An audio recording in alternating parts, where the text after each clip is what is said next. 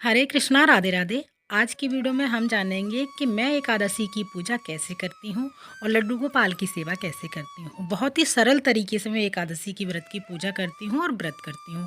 तो देखिए, सबसे पहले तो जल्दी उठना होता है हमें एकादशी के दिन में, और साथ ही फिर घर की हम साफ़ सफाई करेंगे। देखिए, बहुत सारे लोग घर में पोछा नहीं लगाते हैं, उस दिन सिर्फ झाड़ू लगाकर ही अपना स्नान आदि कर लेते हैं और साफ स्वच्छ हमें कपड़े पहनने होते हैं। तो देखिए, मान्यताओं के अनुसार जो व्यक्ति एकादशी का व्रत करता है अथवा लड्डू गोपाल की सेवा करता है एकादशी वाले दिन, उसके सारे पाप नष्ट हो जाते हैं। एकादशी को महान पुण्य देने वाला तिथि माना गया है।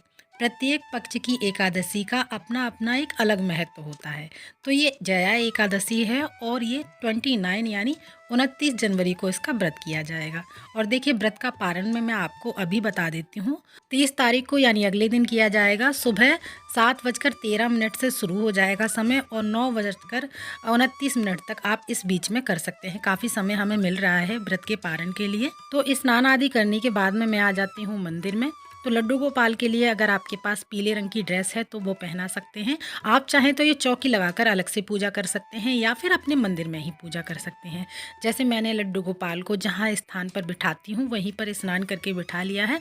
देखिए, अगर आपके लड्डू गोपाल के पास पीली ड्रेस नहीं है तो कोई बात नहीं, पीला आसन लगा सकते हैं। अगर आपके पास विष्णु भगवान की फ़ोटो नहीं है तब भी कोई बात नहीं है। अगर आपके पास लड्डू गोपाल भी नहीं है तब भी कोई बात नहीं है। सिर्फ हमें मन में अपने संकल्प लेना है विष्णु भगवान का ध्यान करते हुए। लेकिन आपके पास एकादशी व्रत की कथा पढ़ने के लिए पुस्तक होनी चाहिए, यानी किताब होनी चाहिए, जिससे जो भी एकादशी होती है उसमें 26 एकादशियों की व्रत कथा होती है। हमें उसी कथा को पढ़ना होता है जिस दिन जो एकादशी होती है। तो मैंने यहाँ पर विष्णु भगवान की फ़ोटो के नीचे पीला कपड़ा बिछा दिया है और इस तरह से सबसे पहले पूजा में हम दीपक जलाते हैं। तो दीपक जला लेंगे और लड्डू गोपाल को देखिए सीजन के अनुसार ही वस्त्र पहनाए जाते हैं। तो मैंने वूलन की ड्रेस पहना दी है और गर्म जल से ही हमें स्नान कराना होता है। दीपक जलाने के बाद में धूप जलाएंगे। अगर आपके पास फूल हैं तो ठीक है, नहीं है तब भी आप ये पूजा कर सकते हैं। विष्णु भगवान की पूजा में पीली पीली चीज़ों का विशेष महत्व होता है। तो देखिए, आपके पास पीले फूल हैं तो ठीक है। चंदन पीला आपके पास सभी के पास होगा। पीले चंदन से ही हम सभी भगवान को यहाँ पर तिलक करेंगे। पीले फूल समर्पित कर देंगे।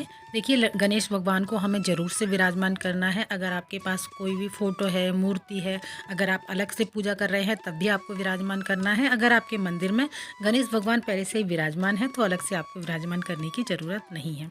तो सबसे पहले हम गणेश भगवान का ही पूजन करेंगे, तिलक चंदन करेंगे, फूल समर्पित करेंगे। और जया एकादशी के दिन में केसरिया चावल की खीर पका सकते हैं, केसर की खीर पका सकते हैं, यानी जो भी खीर पका रहे हैं उसमें केसर डाल सकते हैं। मखाने की खीर पका सकते हैं, बेसन के लड्डू का भोग लगा सकते हैं। और बहुत सारे लोगों का ये कहना है कि एकादशी के दिन लड्डू गोपाल को फलाहार ही भोग लगाया जाता है, भोजन का भोग नहीं लगाया जाता। तो देखिए, लड्डू गोपाल का कोई व्रत नहीं होता है, व्रत सिर्फ हमारा होता है। हमने संकल्प लिया है व्रत का। तो आपने जो भी घर में भोजन पकाया है, शुद्ध सात्विक भोजन, उसका भोग आप पूजा के बाद में लड्डू गोपाल को लगा सकते हैं। लेकिन हमें ऐसा नहीं है कि हमारा व्रत है तो लड्डू गोपाल को भी हम भूखा रख रहे हैं, सिर्फ फलाहार का ही भोग लगा रहे हैं। तो ऐसा आपको बिल्कुल भी नहीं करना है। तो हमने यहाँ पर अपने भगवान यानी लड्डू गोपाल को पहले ही वस्त्र पहनाए हुए हैं। अब हम यहाँ पर विष्णु भगवान की फ़ोटो पर या तो आप फूलों का हार है तो वो समर्पित कर सकते हैं।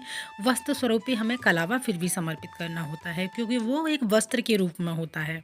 और यहाँ पर गणेश भगवान को भी हमने पहले ही वस्त्र पहनाए हुए हैं और अग्निदेव को भी हम यहाँ पर इसी तरह से पूजन करना होता है। चंदन तिलक करेंगे और वस्त्र स्वरूपी कलावा समर्पित करेंगे। और तुलसी दल विष्णु भगवान को हम जरूर से समर्पित करेंगे। आप एक दिन पहले ही तुलसी तोड़ करके रख लीजिएगा, जिससे आप उस दिन अगले दिन प्रयोग कर सकें। फल जो भी आपके पास हैं वो समर्पित कर सकते हैं। पीले फलों का विशेष महत्व होता है। केले का भोग लगा सकते हैं, संतरे का लगा सकते हैं। तो मैंने यहाँ पर जो भी मेरे पास फल थे, बेर थे, मैंने उसका भोग लगा दिया है। अगर आपके पास भोग में कुछ भी नहीं है तो चीनी मिश्री रखकर भी और ड्राई फ्रूट्स रखकर भी आप भोग लगा सकते हैं।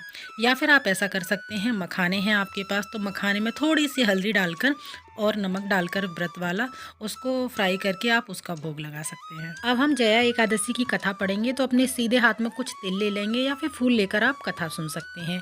तो चावलों का प्रयोग नहीं होता है एकादशी की पूजा में। उसके बाद हम आरती करेंगे। आरती करने के बाद में हमें दक्षिणा जरूर से समर्पित करनी है और हाथ जोड़कर पूजा में रही कमियों के लिए क्षमा याचना करेंगे। हमसे पूजा में जो भी गलती हुई है उसके लिए हमें प्रभु क्षमा करें। और 1 लोटा जल हम सूर्य भगवान को समर्पित करेंगे। जब मैं पूजा कर रही थी तो लाइट चली गई थी, तो वीडियो पूरा नहीं बन पाया था। मैं इसी प्रकार से अपनी एकादशी की पूजा पूरी करती हूँ और साथ में इसी तरह से लड्डू गोपाल की सेवा भी करती हूँ। देखिए, इस व्रत के विषय में भगवान श्री कृष्ण ने युधिष्ठिर को बताया था कि यह व्रत करने से ब्रह्म हत्या जैसे पाप से भी मुक्ति मिल सकती है। यह भी माना जाता है कि जो साधक इस व्रत को पूरे श्रद्धा भाव से करता है उसे भूत प्रेत पिशाच योनि की यातनाएं नहीं झेलनी पड़ती हैं। तो आप सभी लोग इसी तरह से जया एकादशी के दिन अपने लड्डू गोपाल की पूजा सेवा कर सकते हैं, व्रत का संकल्प ले सकते हैं और अगले दिन व्रत का पारण कर सकते हैं। पूजा विधि पसंद आई हो तो वीडियो को लाइक शेयर जरूर कीजिएगा। राधे राधे।